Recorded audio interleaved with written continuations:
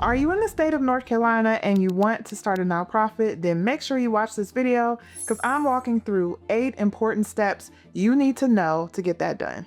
I need you to keep watching to the end, but especially for number 5, there's a lot to it and there's a piece of it that a lot of people miss that I don't want you to miss, so make sure you watch this full video. I'm Tiffany. I created Boss on a Budget to teach people how to start nonprofits and how to raise money from the ground up.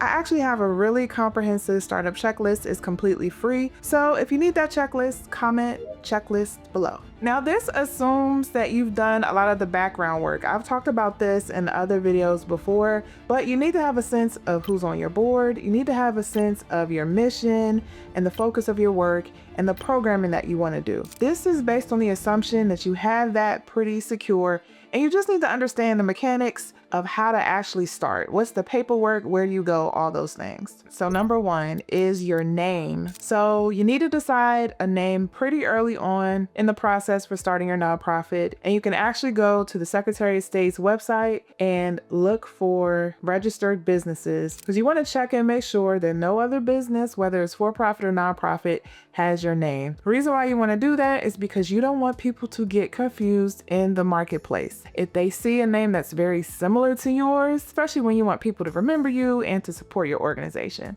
So make sure you check on the Secretary of State's website to see who else is out there is registered. And it also doesn't help to do a federal search on the USPTO website. That's actually linked in my free checklist, so you can check it out. But you also want to see if people in other states are using your name, especially if you want to do work across states. And you may want to do social media marketing and you don't want to mix up your name with someone else out there. Number 2 is you need to figure out what kind of entity you are. When I say that, I just mean, of course, we know that you want to be a nonprofit. First, you got to know that there are differences. A lot of people think that the only business type is a LLC. And so a lot of people ask me, well, can my LLC just be a nonprofit? Those are 2 separate entity types, especially at the state level, because states more so recognize LLCs than anything else. So you need to know what kind of entity you're creating, and in 99% of the circumstances, if you want a nonprofit, you're not trying to start an LLC. You more than likely are starting a corporation,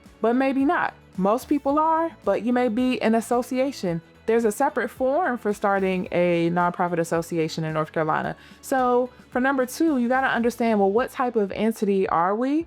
And then that will help decide what paperwork you should fill out. North Carolina also has rules about what you have to put in your name. So if you are a corporation, they require some kind of suffix to reference that, like Inc. or Corp. So you need to make sure you study their rules to make sure that you're following state law. Number 3 is about your board. So yes, you need a board if you are creating a nonprofit. I have talked extensively on this topic.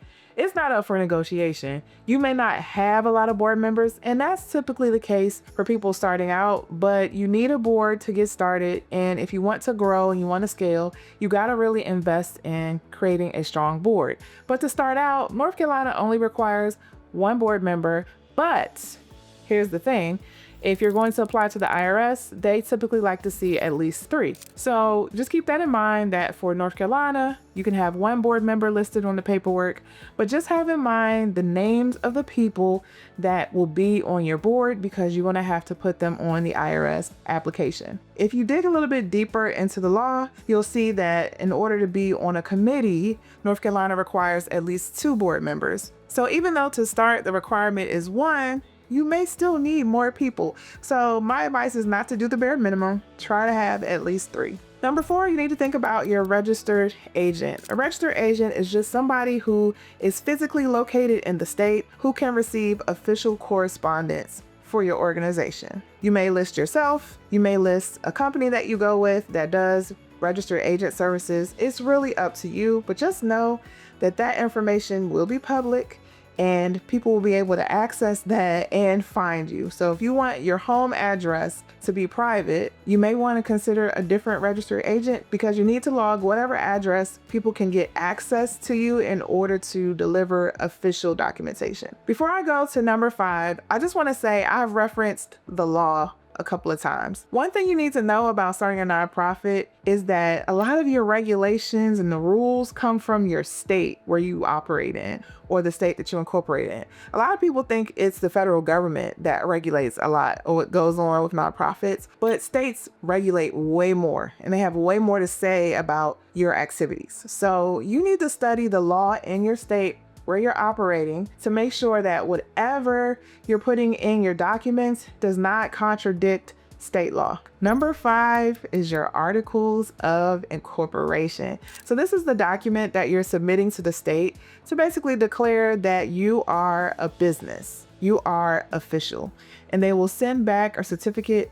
stamping it saying, hey, this organization is official. Most people don't realize it's that act in itself that creates the nonprofit. It's not anything with the IRS that dictates that you're a nonprofit. It's literally you submitting your articles of incorporation. They are two separate things. The articles, they really matter. And I did a video on this, so if you want to check out that video, check out what I'm linking above. But the articles basically says, this is our organization, this is our name, this is our address, this is our purpose, this is why we're doing this. All those basic things to describe who you are and what your purpose is. As of the recording of this video, it's about $60 to file your articles of incorporation and $100 for a fee to expedite. But usually they take up to a week. Usually most states are really quick about turning over your articles of incorporation. Here's one thing that a lot of people miss about creating their articles. You have to fill out the form. I'm putting it on the video so you can see the form yourself. You have to fill out this form in order to submit your articles, but there is language that the IRS is going to be looking for and expecting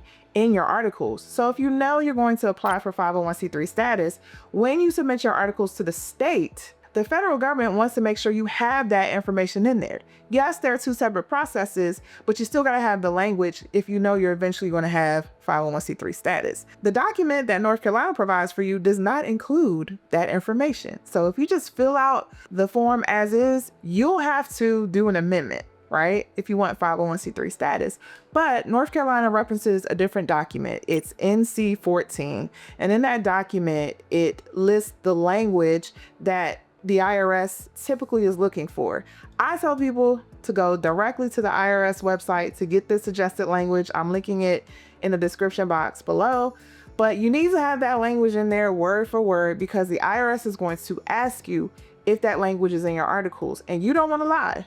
You just don't want to lie and say it's in there if it's not. And if it's not in there, you're going to have to spend more money to amend your articles, and you're going to have to waste more time waiting to get your 501c3 status. Number 6 is your employer identification number. So once you have incorporated in North Carolina, you want to get your EIN, your employer identification number. It's kind of like your social security number for your business, and it eventually becomes your 501c3 number. It is completely free to get this number, and you need to go to the IRS website to get it. No other place. If you are not on irs.gov getting this number, then you may be encountering a scammer, because some people will charge you money for something that's for free. Indicate that you're a nonprofit corporation if that's the entity you chose, and just make sure you fill out the paperwork. It takes less than 5 minutes. Most times you can do it online. Sometimes they're doing maintenance, so you have to come back the next day, but fill it out.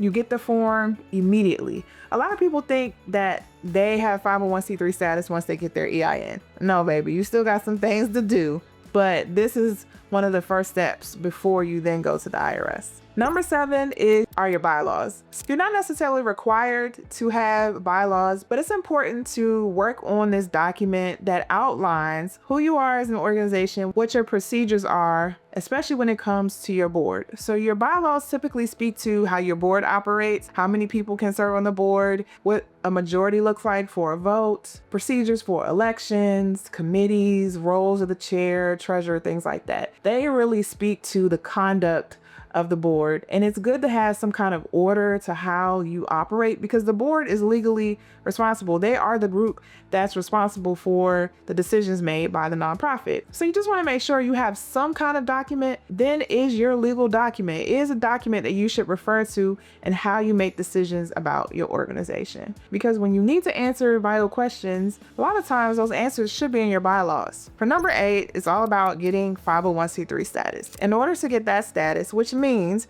you are tax exempt from federal income tax, which means when you make money in your nonprofit, the IRS will not come after you and will not tax you for the money that you make or the money that's donated to you. In order to achieve that status, you have to apply. You use either the 1023 form or the 1023-EZ. I have talked at length about these two documents. Many people have used these videos to apply on their own. If you are interested in learning how to do that, check out the video I'm linking above, or if you need help doing your paperwork, talk to me in the comments and I can get you some help. But you use either one of those forms and they have different costs, and you fill out and you inform the IRS what your purpose is, what you plan to do. And if you use the longer form, the IRS wants details about where your money's coming from, how you plan to raise money, what your programming looks like, all those things. They want those details. If you've raised money already or if you've been operating for a while, they want those details of how much money you've made and how much you've spent. So if you're using the 1023 form, be prepared to provide a lot of information. The 1023-EZ is the streamlined version of the 1023 form, and you have to be eligible in order to use that form. So check out the link I'm putting in the description box, because you can go there to see if you're actually eligible. They have an eligibility worksheet you can fill out. And for the last thing you need to pay attention to when you're starting your nonprofit in North Carolina is charitable solicitation. You should get to know this term very well. So if you plan to ask people for money, then you have to register in order to do that. North Carolina is one of the states that requires that. You may be exempt based on the type of organization you are. So again, I'm dropping a link in the description box so you can go and see if you are exempt. But if you want to ask for donations, typically you have to register in order to do that, and there are fees associated with that. So the fees range from $0 to $200 based on how much you raise in the year. It just all depends. So that's another cost you need to be mindful of, and you need to be aware, especially if you're thinking about asking people for money, and if you're thinking about getting a grant from an organization or foundation in North Carolina. Here's the thing though, if you're asking for money from people who live in other states, it doesn't exempt you from this process. If you're going to ask for money from somebody from South Carolina, you got to look at South Carolina's laws and their rules. If you're asking for money from somebody who lives in Maryland, same thing. You got to research those rules. It's messy. It doesn't seem fair, but it's just what it is. So just be careful when you're asking for money, especially when you're getting large sums of money from donors in other states. Make sure you check out those rules in the other states so you don't get in trouble and you don't get fined. All right, so for those who are starting their nonprofit, I want you to comment the date that you are going to officially start, because I want you to commit to starting your nonprofit. If you've already incorporated in North Carolina, celebrate by putting the day you incorporate in the comments so we can celebrate with you. And here's the thing.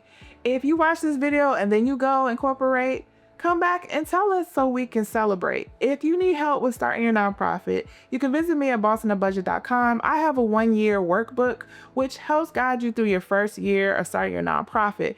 You know you can contact me if you need help with that, or you can visit my website. Thank you so much for watching. See you in the next one.